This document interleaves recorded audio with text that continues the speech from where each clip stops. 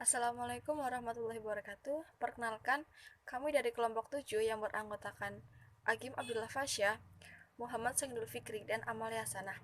Di sini kami akan membahas tentang Undang-Undang Nomor 11 Tahun 2009 tentang kesejahteraan sosial. Pembangunan kesejahteraan sosial sendiri merupakan perwujudan dari upaya mencapai tujuan bangsa yang tertuang dalam Undang-Undang Republik Indonesia tahun 1945. Kesejahteraan sosial merupakan kondisi terpenuhnya kebutuhan material, spiritual, dan sosial warga negara agar dapat hidup layak dan mampu mengembangkan diri sehingga dapat melaksanakan fungsi sosialnya. Perilaku penyelenggaraan kesejahteraan sosial adalah individu, kelompok, lembaga kesejahteraan sosial, dan masyarakat yang terlibat dalam penyelenggaraan kesejahteraan sosial tersebut. Lembaga kesejahteraan sosial adalah organisasi atau perkumpulan sosial yang melaksanakan penyelenggaraan kesejahteraan sosial yang dibentuk oleh masyarakat, baik yang berbadan hukum maupun yang tidak berbadan hukum. Selanjutnya yaitu ada azas dan tujuan. Azasnya yaitu kesetiakawanan, keadilan, kemanfaatan, keterpaduan, kemitraan, keterbukaan, akuntabilitas, partisipasi, profesionalitas, dan keberlanjutan.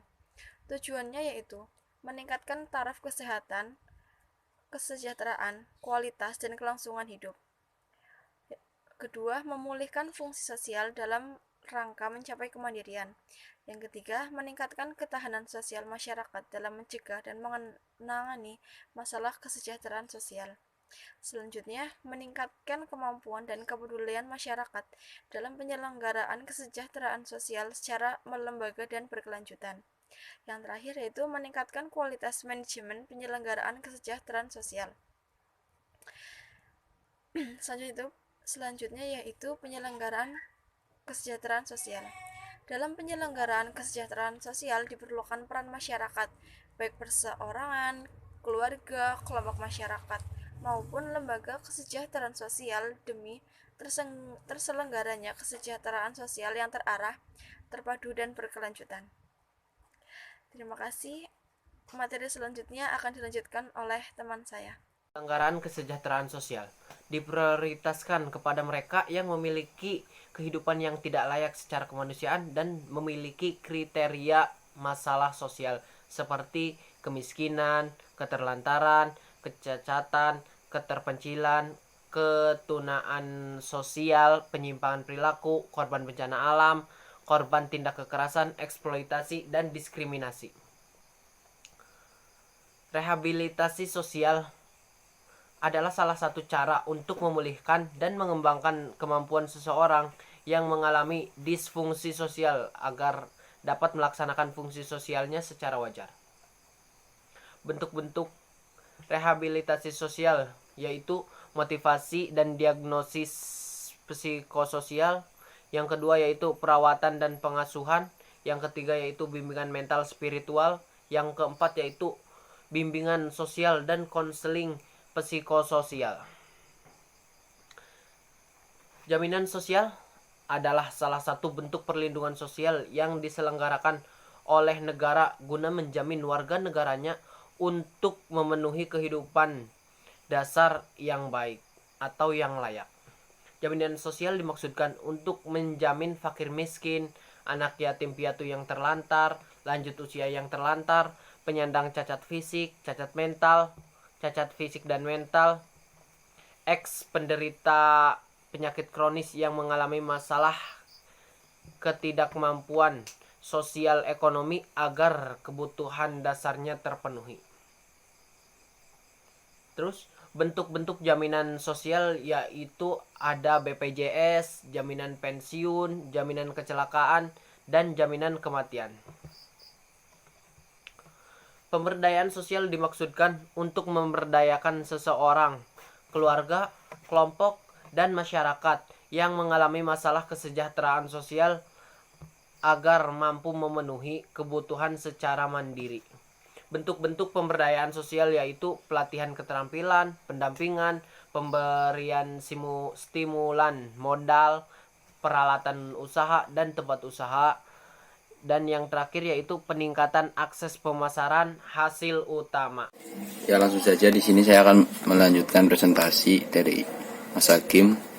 Langsung, perlindungan sosial dimaksudkan untuk mencegah dan menangani risiko dari guncangan dan kerentanan sosial seseorang, keluarga, kelompok, dan atau masyarakat agar kelangsungan hidupnya dapat dipenuhi sesuai dengan kebutuhan dasar minimal.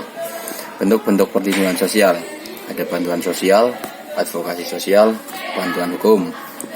Selanjutnya, tanggung jawab dan wewenang pemerintah dalam menyelenggarakan kesejahteraan sosial. Tanggung jawab. Yang pertama, melaksanakan rehabilitasi sosial, jaminan sosial, pemberdayaan sosial, dan perlindungan sosial sesuai dengan ketentuan peraturan perundang-undangan. Yang kedua, memberikan bantuan sosial sebagai stimulan kepada masyarakat yang menyelenggarakan kesejahteraan sosial. Yang ketiga, mendorong dan memfasilitasi masyarakat serta dunia usaha dalam melaksanakan tanggung jawab sosialnya. Terus ada wewenang. Yang pertama, penetapan kebijakan dan program penyelenggaraan kesejahteraan sosial selaras dengan kebijakan pembangunan nasional. Yang kedua, penetapan standar pelayanan minimum, registrasi, akreditasi, dan sertifikasi pelayanan kesejahteraan sosial. Yang ketiga, pelaksanaan kerjasama dalam penyelenggaraan kesejahteraan sosial dengan negara lain dan lembaga kesejahteraan sosial baik nasional maupun internasional. Selanjutnya ada pembinaan dan pengawasan serta pemantauan dan evaluasi. Yang pertama ada pemerintah dan pemerintah daerah melakukan pembinaan dan pengawasan terhadap aktivitas pelaku penyelenggaraan kesejahteraan sosial sesuai dengan kewenangannya masing-masing. Yang kedua ada masyarakat dapat melakukan pembinaan dan pengawasan terhadap aktivitas pelaku penyelenggaraan kesejahteraan sosial. Yang ketiga, pemerintah dan pemerintah daerah melakukan pemantauan dan evaluasi terhadap penyelenggaraan kesejahteraan sosial sesuai dengan kewenangannya. Yang keempat, ada pemantauan dan evaluasi dilakukan sebagai bentuk akuntabilitas dan pengendalian mutu penyelenggaraan kesejahteraan sosial. Selanjutnya ada sumber daya penyelenggaraan kesejahteraan sosial. Sumber daya penyelenggaraan kesejahteraan sosial meliputi: yang pertama, sumber daya manusia. Ada tenaga kesejahteraan sosial, pekerja sosial profesional, relawan sosial. Yang kedua ada sarana dan prasarana. Ada panti sosial, pusat rehabilitasi sosial, pusat pendidikan dan pelatihan, pusat kesejahteraan sosial, rumah singgah, rumah perlindungan sosial. Yang ketiga ada sumber pendanaan. Ada anggaran pendapatan dan belanja negara, anggaran pendapatan dan belanja daerah, sumbangan masyarakat, dana yang disisihkan dari badan usaha sebagai kewajiban dan tanggung jawab sosial dan lingkungan, bantuan asing sesuai dengan kebijakan pemerintahan, dan peraturan perundang-undangan. Terima kasih. Sekian dari kelompok kami. Bila ada kesalahan, kami mohon maaf sebesar-besarnya. Bila ada yang ingin ditanyakan, silakan ditanyakan saja. Cukup sekian. Billahi taufiq wal hidayah. Wassalamualaikum warahmatullahi wabarakatuh.